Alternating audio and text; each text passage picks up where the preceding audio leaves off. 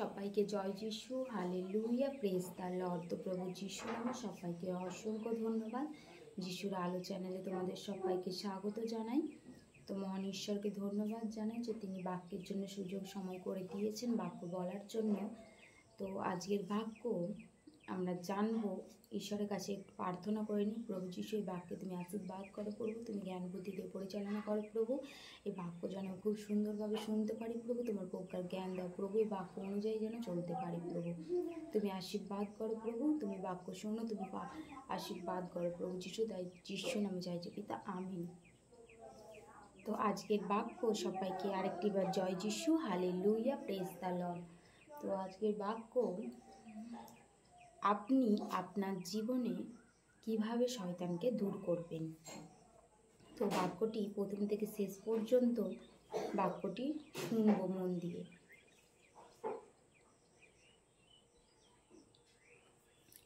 তো আমাদের কি রোগ সমস্যা আমাদের জীবনে কি আসতে যেতেই থাকে।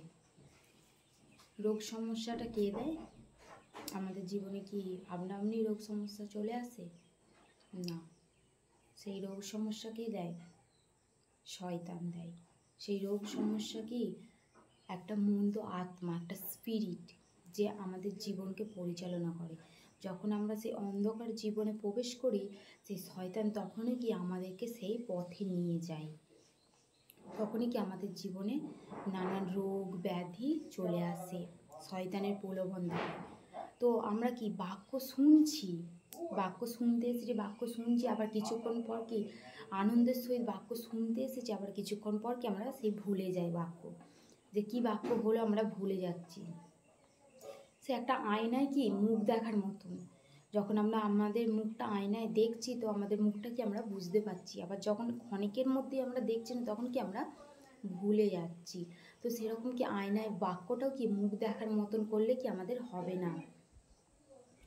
ধরুন, যেমন ঈশ্বর কি আমাদের জীবনে কোনো খারাপ চায় না।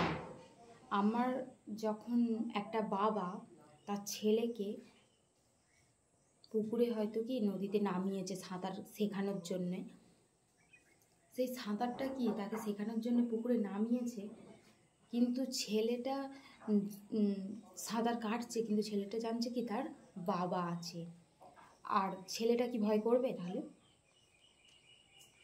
ছেলেটা কি ভয় করবে না, কারণ সে জানছে আমার বাবা আছে, আমার কিছু হলে আমি যদি মানে ডুবেও যাই আমার বাবা কি আমাকে ধরে নেবে।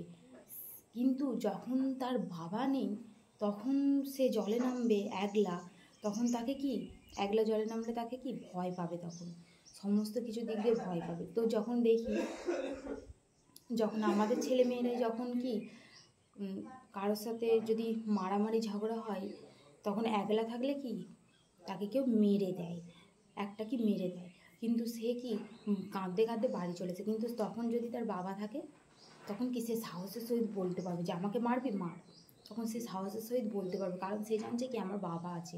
তাহলে সে কি ভয় করবে না, কারণ সে শিখে নিয়েছে যে আমার বাবা আমার সঙ্গে আছে, তাহলে আমার কি ভয় করার কোনো কারণ নেই। সেরকমই সেই পরমেশ্বর পিতা আমাদের বাবা, সে যদি আমরা যদি আমাদের জীবনে তাকে যদি বিশ্বাস করে নিই যে তিনি আমাদেরকে সর্বদা রক্ষা করবেন, তাহলে কি আমরা কোনো কাজে ভয় পাবো না। তাহলে আমরা কি কোনো কাজে ভয় পাবো না, তাহলে শয়তানকে কি তাড়াতে পারবো। বলছি প্রত্যেকটা বিশ্বাসীকে কি সেই শয়তানকে তাড়ানোর পদ্ধতিটা কি শিখে নিতে হবে, কারণ আমার বাবা যদি আমাদের সঙ্গে থাকে তাহলে কি কোনো শয়তান আমাদের কোনো কিচ্ছু করতে পারবে না। তার ওই শয়তানের উপরে কি আপনি বিজয় পেয়ে যাবেন। তো আমরা যদি বাক্যে দেখি হোশিয়া 4:6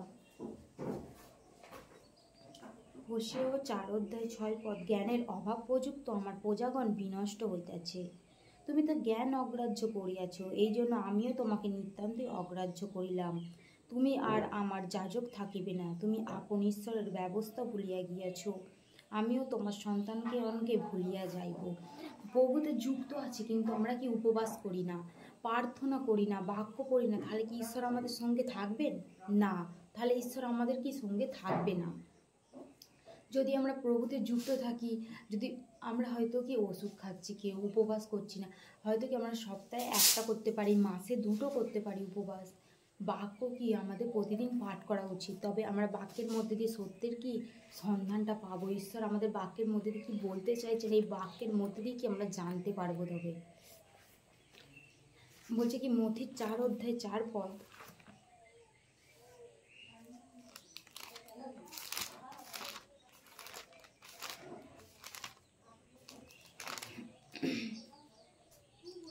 বীজ বাপক বীজ বপন করিলেন, বপনের সময় কতক বীজ পথের পার্শ্বে পড়িল, তাহাতে পক্ষীরা আসিয়া তাহা খাইয়া ফেলিল। বলছে কি বাক্য ছাড়া আমাদের কি বাঁচা সম্ভব নয়। যদি আমরা বাক্য ছাড়া বাঁচতে চাই, কি আমরা কি বাক্য ছাড়া বাঁচাটা আমাদের সম্ভব নয়। বলছি সেই বীজ বাপক কি বীজ বপন করেছিলেন, কিন্তু সেই বীজ কি পাখিতে এসে খেয়ে নিল। তাহলে কি সেই বীজ কি আমাদের বপন করা হলো না? সেই বীজ কি আমাদের বপন করা, সেই বীজকে কি আমরা উত্তম ফল ধরাতে পারবো না আমাদের জীবনে। যদি আমরা সেই বাক্যকে যদি প্রতিদিন পাঠ করি, ঈশ্বরের সঙ্গে যদি আমরা যুক্ত থাকি, তবেই কি সেই উত্তম বীজ ধরাতে আমরা পারবো। ঈশ্বরের বাক্য বলছে যে আমার হাত ধরে তোমাকে কি পক্ষপাল পর্যন্ত ঈশ্বর নিয়ে যাবে। শয়তানের উপরে ঘোষণা করবেন, কথাটা শরীরের উপরে ঘোষণা করুন যে শয়তান তুই আমার কিচ্ছু করতে পারবি না, আজকের পর থেকে আর তুই আমার জীবনে প্রবেশ করতে পারবি না শয়তান। তোকে আমি যিশু নামেতে আউট করি, তোকে আমি যিশু নামেতে এই মুহূর্তে ধমক দিই। তো কি সেই শয়তানকে তাড়াতে হবে আমাদের জীবন থাকতে। আমাদের চিন্তা ভাবনাকে কি সেই বাক্যের মধ্য দিয়ে তুলে ধরতে হবে, মাংস অনুযায়ী নয়। কারণ ঈশ্বর আমাদেরকে আত্মার বশে চলতে বলছেন। যদি আমরা মাংসের বশে চলি কি, তাহলে আমরা কি ভুল পথে চালিত হয়ে যাব। আমাদেরকে কি মাংসের বশে চলতে হবে। শয়তানকে কি বাক্যের দ্বারাই আঘাত করতে হবে। আমাদের অস্ত্র কি সেই বাক্য, সেই শয়তান ধারালো করতে হবে। সেই বাক্য দিয়ে আমাদের সেই অস্ত্রকে কি ধারালো করতে হবে, তবে শয়তান কি আমাদের জীবন থেকে চলে যাবে, তবেই কি আমাদের জীবনে কোনো সমস্যা থাকবে না।